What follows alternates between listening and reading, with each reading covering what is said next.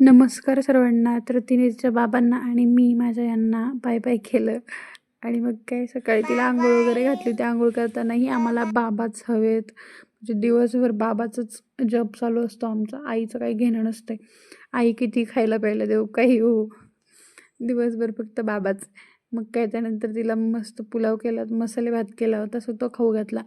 आणि मीही किचनवर डबे वगैरे ना खूप म्हणजे असे तेलकट झाले होते, सो ते आवरून ठेवले. रोज रोज पुसणं नाही होत, मग एकदाच एक आठवड्यातून एकदा पुसून ठेवलं की बरं राहतं. मग ते आवरलं. संध्याकाळी मस्त असं चहा आणि टोस्ट खाल्ला. तिला पोंगे दिले होते नागलीचे खायला, सो ती ते एन्जॉय करत होती. आणि हे काय बघा, म्हणजे कशातही आनंद भेटतो ना लहान पोरांना. फक्त ते वाचतंय म्हणून तिला एवढा आनंद होतोय आणि हसते.